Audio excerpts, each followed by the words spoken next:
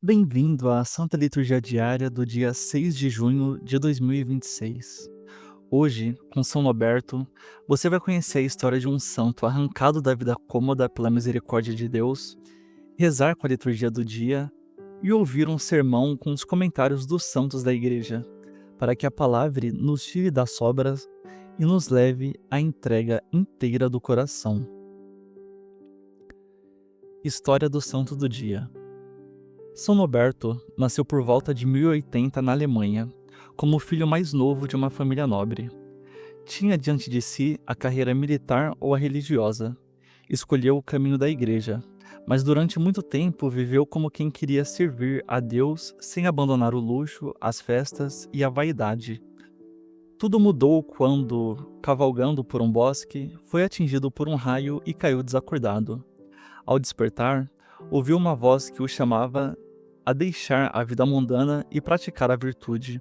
A partir daquele encontro com a misericórdia de Deus, Noberto abandonou parentes, amigos, posses e prazeres. Passou a percorrer descalço e vestido como penitente os caminhos da Alemanha, Bélgica e França, pregando com a própria vida que Cristo vale mais do que qualquer segurança. Marcado pela conversão, dedicou-se também à reforma da Igreja, combatendo abusos e privilégios que enfraqueciam a vida cristã. Fundou a Ordem dos Cônegos Regulares Premonstratenses, conhecidos como monges brancos por causa do hábito, unindo oração, trabalho, penitência e missão em vida comunitária fiel. Em 1126, foi nomeado arcebispo de Magdeburgo e tornou-se conselheiro espiritual do rei. Morreu em 6 de junho de 1134 e foi canonizado em 1582 pelo Papa Gregório XIII. São Roberto nos pergunta: esperamos um raio cair para abandonar o pecado e a tibieza? Convertamo-nos da vida cômoda e reformemos primeiro o próprio coração, para que Deus reforme o mundo por nós, sem adiantamentos nem desculpas, com santa coragem, hoje. São Roberto, rogai por nós. Liturgia do dia. Leitura da segunda carta de São Paulo a Timóteo. Caríssimos, diante de Deus e de Cristo Jesus, que há de vir a julgar os vivos e os mortos, e em virtude da sua manifestação gloriosa e de seu reino, eu te peço com insistência, proclama a palavra, insiste oportuna ou importunamente, argumenta, repreende, aconselha, com toda a paciência e doutrina, pois vai chegar o tempo em que não suportarão a sã doutrina, mas com purpúreo curiosidade nos ouvidos, se rodearão de mestres ao saber de seus próprios caprichos, e assim, deixando de ouvir a verdade, se desviarão para fábulas. Tu, porém, mostra vigilância em tudo, suporta o sofrimento, desempenha o teu serviço de pregador do Evangelho, cumpre com perfeição teu ministério, se sóbrio. Quanto a mim, eu já estou para ser derramado em sacrifício. Aproxima-se o momento da minha partida. Combati o bom combate, completei a corrida, guardei a fé. Agora está reservada para mim a coroa da justiça, que o Senhor, justo juiz, me dará naquele dia. E não somente a mim, mas também a todos os que esperam com amor a sua manifestação gloriosa. Palavra do Senhor. Agora, antes do Evangelho, desacelere por um momento, vamos contemplar o Salmo do dia cantado pela Marcela. Minha boca anunciará vossa justiça. Escute com calma, porque a boca que anuncia a justiça de Deus precisa nascer de um coração que confia nele até o fim.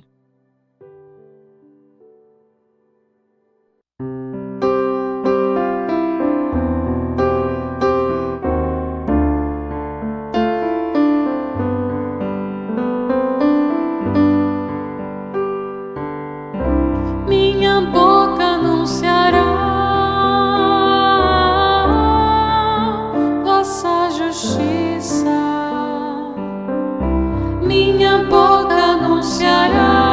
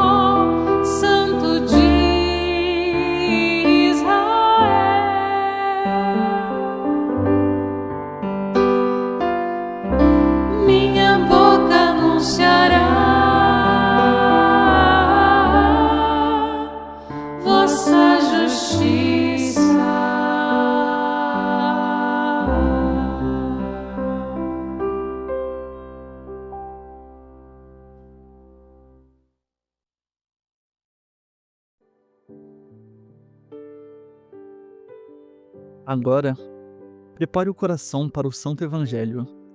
Cristo vai nos mostrar a diferença entre uma religião de aparência e uma vida entregue sem reservas. Proclamação do Evangelho de Jesus Cristo segundo Marcos. Naquele tempo, Jesus dizia no seu ensinamento à multidão: tomai cuidado com os doutores da lei. Eles gostam de andar com roupas vistosas, de ser cumprimentados nas praças públicas, gostam das primeiras cadeiras nas sinagogas e dos melhores lugares nos banquetes. Eles devoram as casas das viúvas, fingindo fazer longas orações. Por isso, eles receberão a pior condenação. Jesus estava sentado no templo diante do cofre das esmolas e observava como a multidão depositava suas moedas no cofre. Muitos ricos depositavam grandes quantias. Então, chegou uma pobre viúva que deu 2 pequenas moedas que não valiam quase nada. E Jesus chamou os discípulos e disse: em verdade vos digo, essa pobre viúva deu mais do que todos os outros que ofereceram esmolas. Todos deram o que tinham de sobra, enquanto ela, na sua pobreza, ofereceu tudo aquilo que possuía para viver. Palavra da salvação. Agora, vamos para o sermão, baseado nos comentários da Catena Áurea compilados por São Tomás de Aquino, conversando com toda a liturgia. Hoje, Cristo se senta diante dos cofres das esmolas. Ele observa. Não vê apenas moeda caindo. Não apenas mede quantidades. Ele observa o coração, observa a intenção. Observa a vaidade escondida sob roupas vistosas. Observa a falsa piedade dos que fazem longas orações enquanto devoram casas de viúvas. Observa os ricos que dão do que sobra. Observa a viúva pobre que entrega tudo. E a pergunta é inevitável. Quando Cristo observa sua vida, o que ele vê? Um escriba preocupado com a aparência ou uma viúva que se entrega? Uma religião de sobra ou uma oferta total? Uma alma que quer ser cumprimentada nas praças ou uma alma que, sem aplauso, coloca diante de Deus tudo o que tem para viver? O Evangelho começa com um aviso: tomai cuidado com os doutores da lei. Jesus não fala contra o estudo da lei, nem contra o ensino verdadeiro, nem contra a autoridade legítima. São Beda é preciso. O Senhor não condena simplesmente os primeiros lugares ou as saudações quando pertencem justamente ao ofício. Condena o amor desordenado por essas honras. O problema não é o lugar em si, é o coração que deseja o lugar para se engrandecer. O problema não é a veste, é a vaidade que se veste de religião. Teofilato observa que eles gostam de roupas honrosas porque desejavam ser estimados, queriam saudações, primeiras cadeiras, melhores lugares. Eis uma doença antiga e atual: usar as coisas de Deus para construir a própria imagem. Falar da fé para ser admirado, ensinar para dominar, rezar para parecer santo, servir para ser visto, defender a verdade não por amor à verdade, mas por amor ao próprio nome. Você nunca sentiu isso dentro de si? Nunca quis que notassem sua virtude? Nunca ficou incomodado porque seu esforço passou desapercebido? Nunca transformou uma prática religiosa em moeda de prestígio?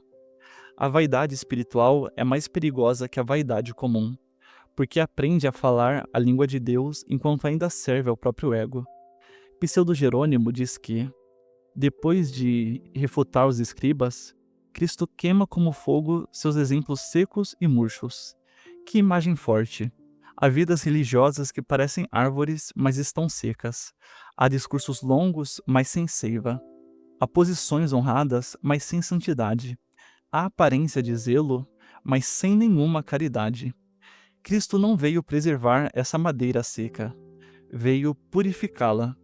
E São Paulo, na primeira leitura, mostra o remédio. Diante de Deus e de Cristo Jesus, que há de julgar os vivos e os mortos, ele ordena a Timóteo: proclama a palavra, insiste oportuna ou importunamente, argumenta, repreende, aconselha com toda paciência e doutrina. Repare, paciência e doutrina, não gritaria sem verdade, não doçura sem correção. não silêncio covarde, não dureza sem amor. O pregador do evangelho deve anunciar, argumentar, repreender e aconselhar. Deve fazer isso quando é oportuno e quando é importuno. Mas por que tanta urgência? Porque vai chegar o tempo em que não suportarão a sã doutrina. Esse tempo não parece distante. Muitos querem mestre ao sabor dos próprios caprichos. Querem ouvir aquilo que confirma seus desejos. Querem uma fé que não repreenda, uma igreja que não ensine, uma moral que não custe, uma pregação que jamais diga converta-se. São Paulo chama isso de desvio para fábulas. E aqui a liturgia se torna um espelho duríssimo. Os escribas buscavam prestígios, o povo de ouvidos inquietos busca mestres agradáveis, o falso religioso quer ser admirado, o falso discípulo quer ser adulado. Um vende aparência, o outro compra ilusão. No meio disso, Cristo aponta para uma viúva pobre, silenciosa, invisível e diz: ela deu mais do que todos. Por quê? São Beda responde: Deus não pesa os bens, mas a consciência de quem oferece. Não olha apenas a pequenez ou grandeza da quantia, mas de onde ela veio. Os ricos davam muito, mas do que sobrava. A viúva deu 2 pequenas moedas, quase nada aos olhos humanos, mas entregou tudo o que possuía para viver. É possível dar muito sem dar-se. É possível oferecer dinheiro, tempo, talento, palavras, até práticas religiosas e ainda manter o coração intacto, reservado, defendido. A viúva, porém, não dá apenas moeda, dá confiança, dá vida, dá-se a si mesma. E nós, entregamos a Deus a vida ou as sobras? Sobras de tempo, quando não há outra coisa para fazer. Sobras de atenção, depois que o mundo nos cansou. Sobras de dinheiro, desde que não afete o nosso conforto. Sobras de amor, desde que não nos custe perdoar. Sobras de coragem, desde que não haja risco de rejeição. Sobras de fé, desde que o evangelho não toque no pecado ferido. Cristo não se impressiona com sobras, ele louva a entrega. Teofilato vê na viúva a alma humana que deixa Satanás, a quem estava unida, e lança no templo 2 moedas, a carne e a mente. A carne pela abstinência, a mente pela humildade. Que leitura profunda! Deus não quer apenas uma parte exterior, quer o corpo e a alma. Quer a carne disciplinada, os sentidos purificados, os desejos ordenados, quer a mente humilde, a inteligência submissa à verdade, o pensamento livre da soberba. O que adianta dar ofertas se o corpo pertence às paixões e a mente pertence à vaidade? Beda ainda vê de modo alegórico a viúva como imagem da simplicidade da igreja. Pobre porque abandonou o orgulho e o desejo das coisas mundanas. Viúva porque Cristo, seu esposo, sofreu morte por ela. As 2 moedas são o amor de Deus e do próximo, ou os dons da fé e da oração, pequena aos olhos humanos, imensas quando oferecidas com devoção. A igreja verdadeira não se apoia na soberba de suas obras, mas sabe que tudo vem da graça divina. Aqui, São Norberto entra como comentário vivo do Evangelho. Nascido em família nobre, tinha diante de si honra, luxo, festas, vaidade e carreira eclesiástica confortável. Escolheu o caminho da igreja, mas por muito tempo viveu como quem queria servir a Deus sem abandonar o mundo. Que frase perigosa e atual! Servir a Deus sem abandonar o mundo. Quantos vivem assim?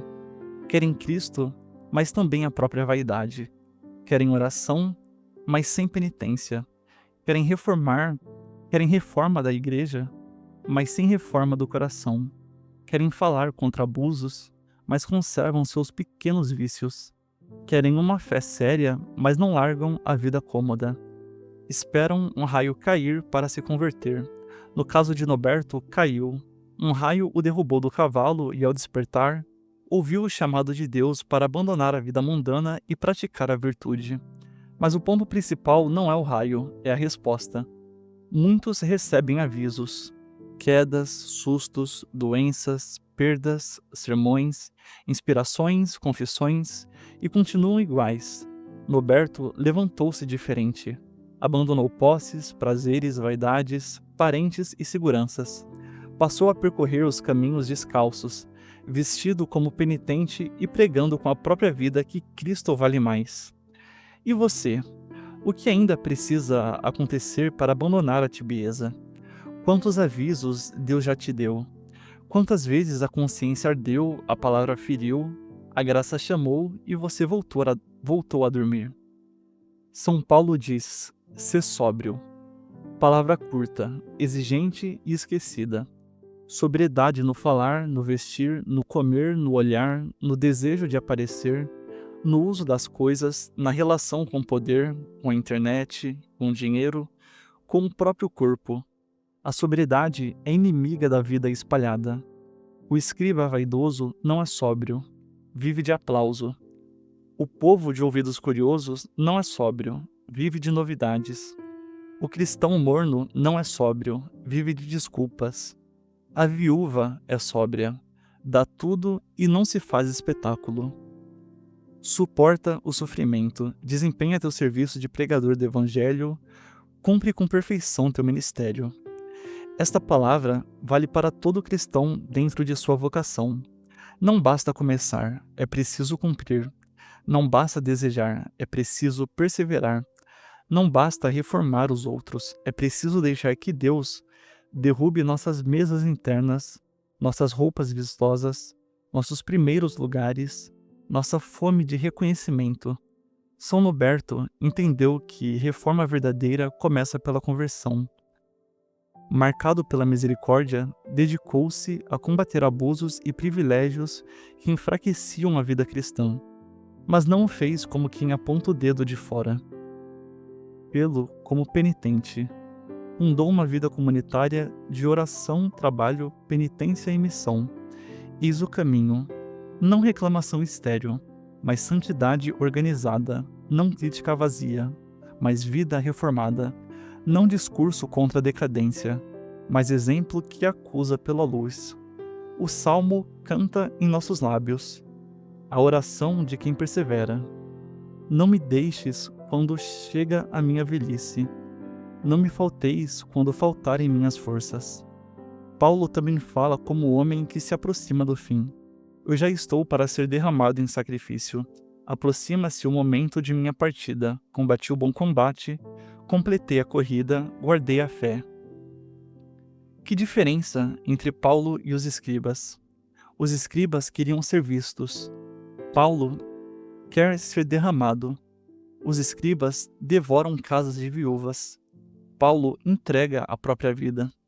Os escribas faziam longas orações para parecer santos. Paulo combate, corre, guarda a fé e espera a coroa do justo juiz. A viúva dá todo o sustento. Paulo dá a vida inteira. São Noberto deixa o luxo e se faz penitente. A santidade sempre tem forma de entrega. E nós? Quando chegar o fim, poderemos dizer, guardei a fé? Ou diremos apenas, guardei minha imagem, meu conforto, meus medos, minhas preferências? A vida passa, os lugares de honra passam, os cumprimentos passam, as roupas vistosas passam, as moedas passam. O que permanece é o que foi entregue a Deus. Cristo diz que os escribas receberão a pior condenação. Por quê? Porque conheciam a lei e a usavam a mal, porque tinham a autoridade e a transformavam em vaidade, porque fingiam piedade enquanto exploravam os frágeis. A condenação maior cai sobre a religião falsa, sobre a santidade encenada, sobre quem usa o nome de Deus para enganar, dominar, enriquecer ou aparecer. Isso deve nos fazer tremer. Não basta estar perto das coisas santas.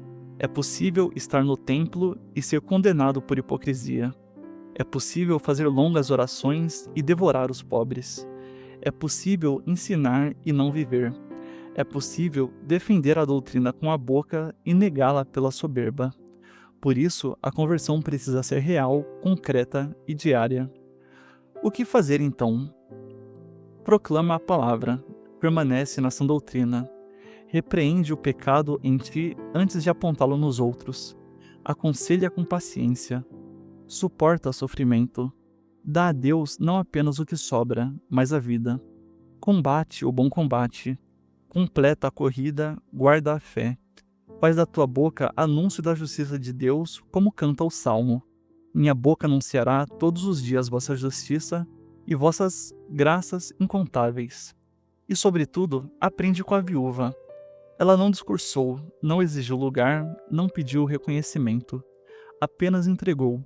Talvez a grande reforma que Deus quer que hoje comece quando pararmos de oferecer sobras e colocarmos no tesouro do Senhor nossas duas moedas, tudo o que temos e tudo o que somos. São Norberto pergunta: esperamos um raio cair para amolanar o pecado e a tibieza? Não espere. O Evangelho já caiu como um raio sobre nós hoje.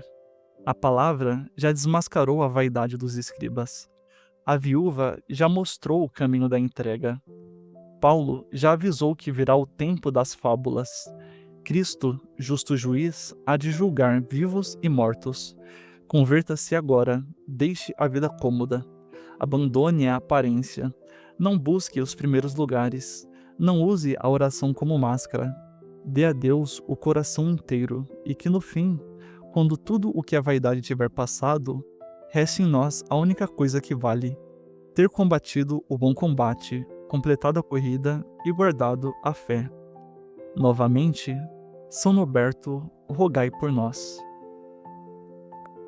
Se essa liturgia te ajudou a abandonar as sobras e desejar uma entrega mais inteira a Deus, deixe o like e inscreva-se no canal para acompanhar diariamente a Santa Liturgia Diária. E que São Norberto interceda por nós para que não esperemos um raio cair para converter o coração.